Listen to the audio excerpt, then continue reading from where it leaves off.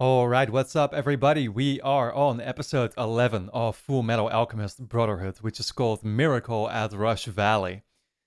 Man, yeah, I mean, I don't even want to think about Rush Valley, dude. Like, I know Winry was obviously very excited to go there because it was like, oh, the place known for automail or something, right? Also, I figured that because I was still kind of questioning what is automail in the first place. Like, I knew that's how she referred to Edward's arm or whatever, but I think automail, yeah, that's just supposed to be these prosthetic arms that have the weapons the same way Edward has it, right? So I guess this place is just known for like having a bunch of people that make that kind of stuff. So Winry is probably going to find a bunch of people there similar to her, like mechanics and stuff. But dude, I don't even want to talk about all this stuff, like I said, because coming off of the last episode, episode 10, yeah, we saw Hughes die there, right? Maes Hughes. And man, dude, yeah, like I've been kind of on a binge streak today. I gotta tell you, like this is the fourth episode that I'm watching.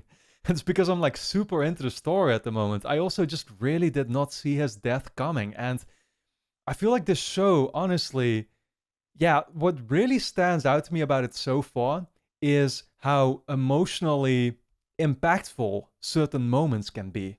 Like, both in terms of the comedy is really funny, right? But the sad moments, like, this show generally has such a positive, upbeat tone, I feel, where it's like generally pretty lighthearted. Like, oh, you're sure they're going up against some pretty eerie creatures sometimes, right? Especially when I'm thinking about like lust and gluttony and stuff. But something about this show gives off the vibe like it's really intended for a very young audience, right? And I think it's considered, yeah, it's a shonen show, right? So it's like really considered to be for a young audience. But then you've just got these moments. I mean, in episode 4 we had Nina and Alexander already, and that was the most fucked up scene that like it's impossible to forget about it, right? I feel like that scene is gonna stick with me for the remainder of the show as like one of the highlights, lowlights rather, I guess, but you get what I'm saying. And then now we have Mace Hughes, and there's that funeral scene where we see his daughter who can't even really comprehend what's happening, I think, to her father in that moment, right? And she's like, why is dad in this? I don't know exactly how she worded it, but like, why is dad in this box right now? He said that he has a lot of hard work to do. He can't work this way. Get him out. And it's like, oh my god, it really like all these moments hit me fucking big time, dude. And that's what I'm like super caught off guard by, simply because, yeah, like I said, generally speaking, the show seems so lighthearted, like I said. Um, yeah, so like I mean, I've talked about it already a bunch, but I'm still not sure who to trust. I know that's definitely the main topic that the show is throwing at me of like, oh, this is what you got to think about right now. It's like, who can you trust and who can you not trust, right? It's clear that there are imposters most likely within, yeah, that's the question. Are they within the military, or are they within sort of the government, or like the greater power above the military that I assume there is? That's the thing. The show really hasn't gotten too much into that yet, I feel. But I could be, I mean, I don't know. Maybe the military really is sort of like the most superior power. But like, I'm still not actually sure about that. Maybe, I mean, I asked myself then that like, did I miss certain information? But I don't think so. But like, Bradley really seems to be sort of the highest power that we've seen at the moment, right? They call him literally the Führer. But I think he's, yeah, I don't know. See, I'm really not sure. But like, this military deals with the entire region, I think, right? It's not just central, I'm pretty sure. We also, like, we know that Israel, for example, was somewhere all the way on the outer part of the map, I think. And again, like, well, I don't know if, military was sent there too, actually. Yeah, we know that. Plus, they sent, obviously, some state alchemists and stuff, right? There was even that scene that I remember now with Scar, where he meets the state alchemist who literally says, like, I'm here because I was assigned to destroy a region or something. And I think that's presumably what gives Scar his Scar. Um, so, yeah, what am I still trying to say? Well, the interesting thing is that last episode delved a little bit into a theory, not, I mean, like, a deal, I guess, that Mace Hughes had made with Roy Mustang about like, oh, Roy wants to become the new Fuhrer or whatever, right? He wants to take over Bradley's position eventually. And Maes was telling him like, I'll get you there. You know, they had a partnership going on, clearly. But the question is like, yeah, I mean, is Bradley can he not be trusted, right? He took Edward and Elric even Edward and Alphonse took them off of even finding out more about the Philosopher's Stone or whatever, right? He told them, like, I don't want you guys to get any further into this because people have been missing this and that. That might as well be excuses, right? Simultaneously, I realize the show is probably doing this to make me suspect Bradley, but he probably can be trusted in the end. I feel like it's going to be somebody else than Bradley. And that's the thing as well, that we see Hughes going to that phone initially when he's injured. He goes to the phone and he's asking for the prefectural office or whatever. And I think that's simply the place where Bradley is still in command. Now, he decides afterwards to still contact Roy instead. But, and you know, that's a little bit iffy, of course. But why would he have wanted to contact Bradley in the first place if he can't be trusted? Because I feel like Hughes basically figured it out, whatever it is, right? Like, it's literally impossible to tell right now. But he figured out what was going on. He knew that, like, I don't know, he was looking at the map and then he realized, I think, about Riol, it's called, I think, right? The place where we had the father back in episode 3, I think it was. The whole uprising there. I mean, he realized stuff, I think, about like Lust and Lust, I guess, mainly being involved and Envy as well. You know, these, whoever they are. He might have figured something about them. He might have known about them. I don't really know. He might have at least known who put pawns in these certain places, or who organized these takeovers, because it was all also about that what do they call the religion, Ledoism or something, I think. But yeah, like that might have happened over a couple of regions, and he sort of caught on to it seemingly. But again, he wanted to contact Bradley at first, then ended up going with Roy instead. Still, he was willing to contact Bradley at first for it, so he didn't automatically not trust him, I think, even if he changed his mind. I don't know if I'm really making sense anymore, guys, but all that is to say is, like, I'm kind of just trying to lay out my thought process on the table of, like, okay, I always approach these things very, how do I put that? Sort of like logically, as far as like, oh, why would the show tackle it in this certain way? That's always the way I approach things. I feel like other people might delve more into actually coming up with theories, and then I myself tend to look a little bit more into, like, okay, why was it made this way, where it shows you the character first wanting to call him, then calling the other one instead? You know, like, those are kind of the things that I think about, like what's purposefully going to be important later on and what won't be. And that it's sort of what I tend to base a lot of my predictions then on, I guess, right? But if I were to make a guess, I'd say Bradley can be trusted. Yeah, even if the show is obviously giving off the vibe that he's shady, and they're giving us plenty of material to suspect him at the moment. But, you know, we're going to find out about all of that. I've talked here for 8 minutes already. I feel like I've done enough. We're going to dive into the episode at hand. And of course, guys, if you enjoy my reactions to Fullmetal Alchemist Brotherhood, you can watch the next 8 episodes straight away over on my Patreon page, which will be linked on top of the description. Over there, we're already going to be on episode 19. So go and catch up on all of that straight away. Your support is very much appreciated and allows me to make these videos in the first place. So keep that in mind. And then with that being said, let's dive into episode 11.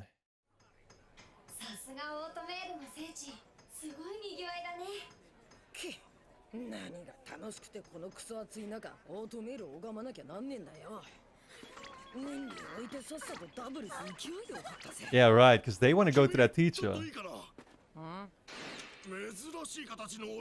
Oh, damn. They're all impressed. You can literally show them the mechanic. Oh god, Winry might become popular here, dude. They're just fucking stripping him.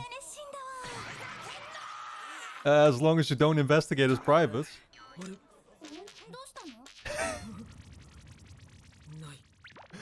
Oh man. Whoa. They just robbed it? Panina is the local thief. I see.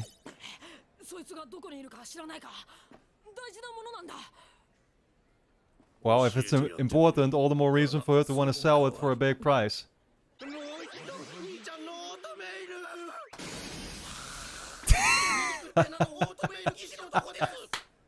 Oh my god, the drawing, holy shit, he was covering the whole screen. Where the hell did they just send them off to?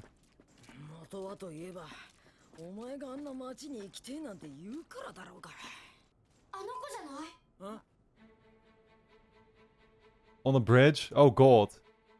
Yeah, that definitely looks like a pickpocket. She's got it. There we go. What the fuck? What is he doing to... Oh, okay.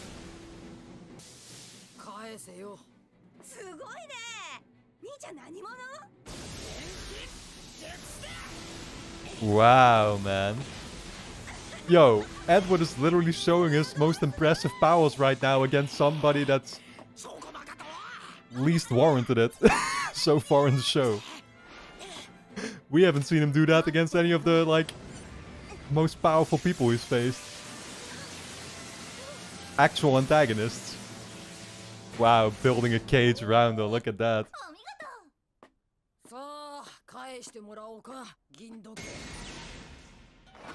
Okay. Oh, she's using some type of... Yeah. A blade. On a lower leg. Oh, never mind. The whole leg is just metal. Automail, I guess.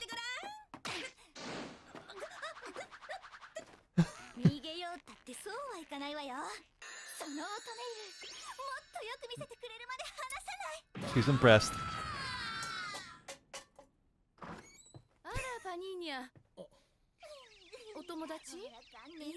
But these are not a... No, they can be a parents, I guess.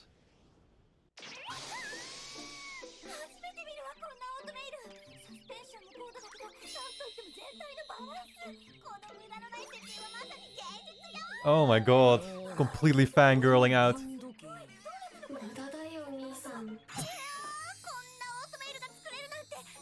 Oh, this dude made it.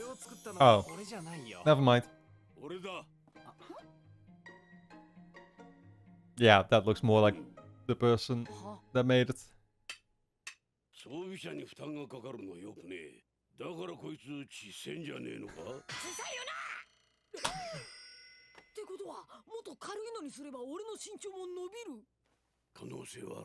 Oh, what? That's his biggest dream right there. And here he goes, always pretending like he's not actually small. But deep down inside, he knows himself.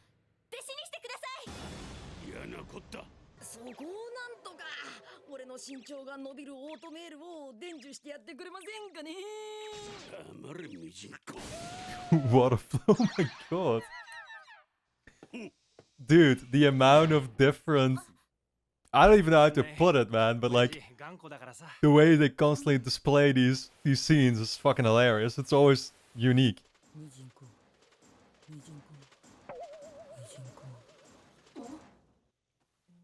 What a flea. Those words stuck with him.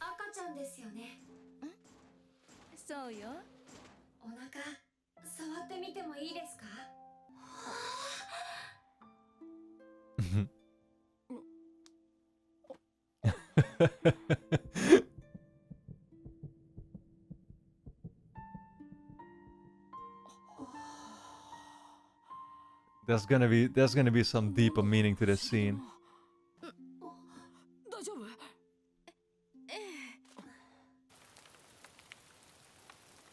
I think she's getting pretty close to having that baby.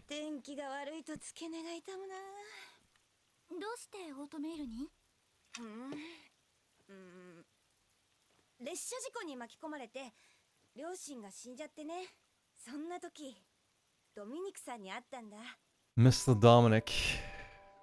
I'm guessing that's a stoic guy. Oh, maybe not.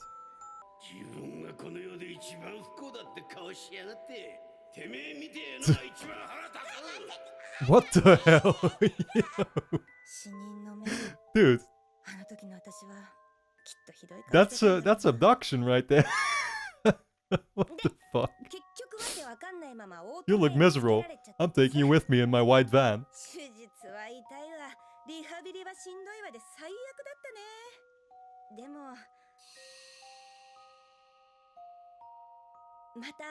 両足で立てた時は嬉しかったな。まだ一度だって代金を受け取ってくれたことはないけどね。それでスリを。本当に感謝してるならスリなんてやめなさい。この両足は Teaching us some ドミニク morals. さんが誠意でくれたものよ。だったらあんたも誠意で答えな Yeah, きゃダメ。 she's not wrong. そうだよね。スリはやめる。地道に働いて Man. ますよ。Winry really could be like, yeah, she needs to be a force for good. あれまずい。She's got way more talents than just being a mechanic. She just turned around a whole moral code in the span of a couple seconds. そんなの決まってるじゃない。見られたら恥ずかしいものが入ってるからよ。 Oh man. 開いた。さあ、エドのお宝拝見。 Shit, what's... Do we know what's in there? 忘れるな。11年 October 3rd, 11? なんだろう。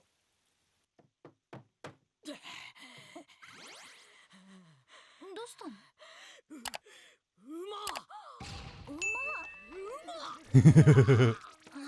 がどうしたの？ She's not talking about the bay. Oh, right. That bay. Fullmetal Alchemist. この雨じゃ町の病院に連れてけねえ。ひとっ走り行って医者を呼んでくる。 Wow. Going on horseback. Yeah, they're like way out there in the middle of nowhere. 我慢だって生まれる時は生まれる。どうした？ I think it'll come right now.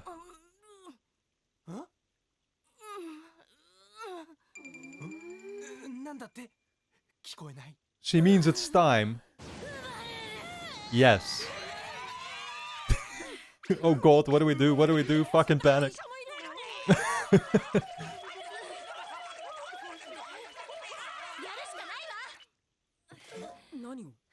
Well, this is gonna be one interesting side quest. Man, dude, Winry really is sort of stepping up to be a leader. What was she doing back home all that time? あとリドルさん、消毒用アルコールありますか？倉庫にあったと思う。あいつんち医者の家系で家にあった医学関連書を絵本代わりに読んで育ったんだ。 She'll know what to do. それってちゃんと学んだわけじゃないんじゃ。うろ覚え程度の知識だとは思うけど。 That's good enough. 今あいつの知識と度胸に任せるしかないんだ。 I mean, there were plenty of times back in the days where people, you know, were forced to do this without any assistance. あとなんだっけ？思い出せ。思い出せ。ウィンリー。頑張れ。 But yeah, it's a big moment though. 中で手伝って。肝心な時、俺は無力だ。 I mean, yeah, that. Oh god, there's some tasks that aren't cut out for everybody though. Yeah, that must hurt like a fucking bitch. 今だけは。どうしたんだよ。 I mean, おい。 it didn't go bad, did it? Oh my god, don't, nah. You're not gonna pull some type of twist on me now, are you? Okay, Jesus Christ. With this show, I don't know anymore, dude. They do that. They do that a lot. But this outcome I like a lot more. すげえ、本当に生まれたよ。すげえ、すげえ、すげえ。すげえすげえってそんな子供みたいな感想。 He's like happy as a child. 生命の誕生だぞ。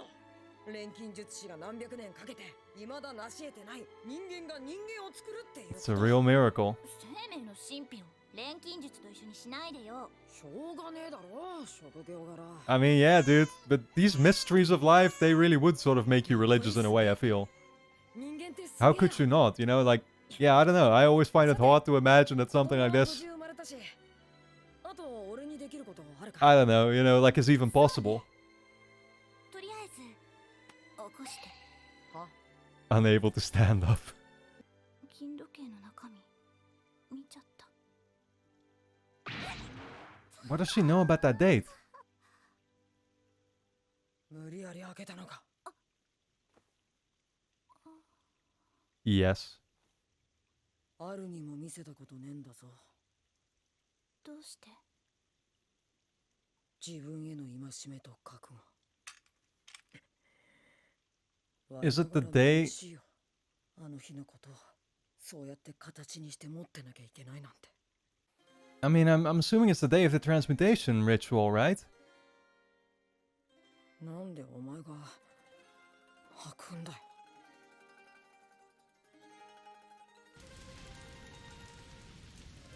If that's the case, she would know what that date means, or is it not? もう後戻りはできねえな。 あんたたち兄弟が泣かないから代わりに泣くの。 Fair point.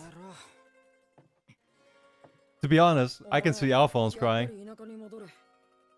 Edward not so much. That's exactly why I still don't... 帰らない。 Like, it was hard for me to take in that one scene that we saw of Edward last episode, or the 2 episodes ago, I think. 私もっと腕を磨いて少しでもいい大人 Okay, に she wants to つけてあ step a げたい。 game up. エドが安心して。 I mean, yeah, we need her to be part of the team somehow.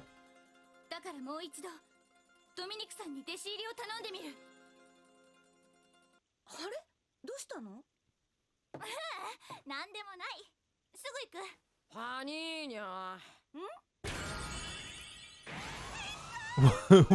What the fuck did he just do? Yeah, okay. Rightful punishment. 左手でもう一発で。おじいちゃんですよ。産後の処置も適切だね。お産の立ち会いなんて大人でもビビっちゃうのに。もう必死でしたから。 So, yeah, so he's their father. The guy's father, I guess, right? どうです？ここは一つ弟子など。それとこれとは話が別だ。俺は弟子は取らん。 Wow. You did when it comes to Panina. どうしてもと言うなら、麓に住んでる腕のいい技師を紹介してやる。孫の顔を見にたまになら来るがいいさ。そっちの跳ねっ返りもな。Damn. やばい。 Called her a tomboy. これ逃したら次のダブルス行きは一回だ。 Oh my god. 気をつけてね。 Yeah, that's different from the train stations here. We've got trains going every 30 minutes. Here it's like you missed it. You're gonna be waiting 3 days. あんたに言われたくないわよ。あのジジイからしっかり技術盗んで、次会う時はもっといいやつつけてくれよ。 So, okay, so they're leaving behind Winry here for the time being as well. Off to the teacher. 行っちゃった。任せといて。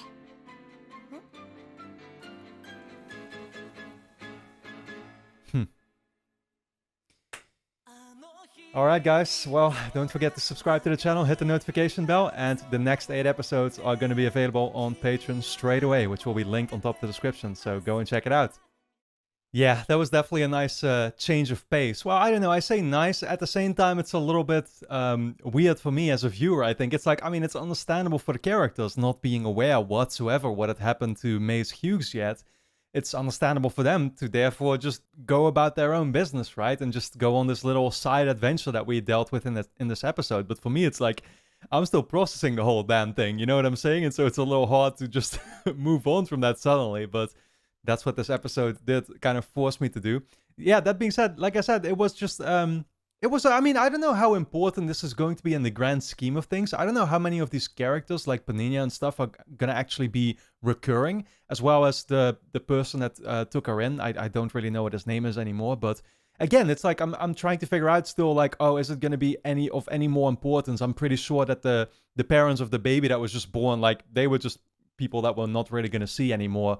No doubt, it's more like the event itself that, yeah, like, I mean, it does very neatly tie in with the whole concept, once again, of, like, science versus yeah, I don't know if religion really makes sense, but like nature, let's say nature, right? Science versus nature.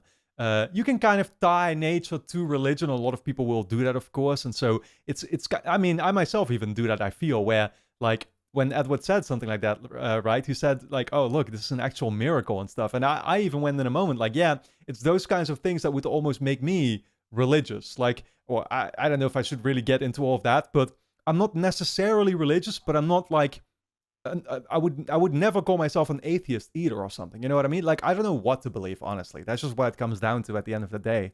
I do feel like it is kind of these things like this, like, oh, a child being born. And I mean, the sheer fact that it's possible and like even like when you just look around you, you look at the stars, you realize the scope of not only our world, but like literally the whole solar system, right? Or like space or whatever. It's impossible to grab. And it's those things that would make me feel inclined to believe that like, okay, there is some sort of greater, power out there. Like how it's really hard to see it just exist like that. You get what I'm saying? So it's funny because Edward, of course, talks about the fact like he is all science, right? And he's not religious by any means. And I don't know if there will ever, like, I'm trying to figure out if like maybe he will become that by the end of this show or something, right? But I feel like a lot of subject matter, let's say in the show, or a lot of events that these characters are going through are kind of challenging their own perspectives, which is very interesting because that's the one thing that I myself am very, like, I'm generally interested in too, is like, I always want to have my own perspectives challenged. You know, I tend to be the super open-minded person. I can talk about anything and think about anything, and like, I'll be the first person to say that, like, yeah, I'll have my own certain beliefs or whatever, but I'm always looking, like I said, to challenge them or trying to figure out, well, what's to be said for the other idea or the other side or whatever, right? This is going really deep for an episode that really wasn't that deep, but again, I feel like all these things that it focuses on, like just the kid being born or whatever in this episode, kind of ties in with that subject matter that the show is very much dealing with. Yeah, maybe the last thing to touch on is like I really like what they're doing with Winry's character, because it was clear to me from the beginning, like, oh, she is a major character. She's going to be a major character, but it was still hard to see how she would become that if she would just be staying in Resenball there with the grandma and just repairing, you know, the automail for Edward every now and then, you know, from her home or whatever. Like, we're not constantly we're not going to be going with the train all the way there, like, you know, 10 times across the whole show. I don't see that happening. So, plus there's not really much happening in Resenball. It seems like a kind of silent, quiet village, right? So it was still hard to see how she was going to step her game up, but now we're seeing it. I mean, first she was, of course, invited over, and now she's even sort of accompanying them, at least for the time being here. And it seems like she herself is going to be sort of, joining them on that quest in her own way, right? Like, for now, she's going to be staying here in this Rush Valley, and she's going to be looking for that other engineer, but again, she's going to be on the road, let's say, and so we're going to be coming across her more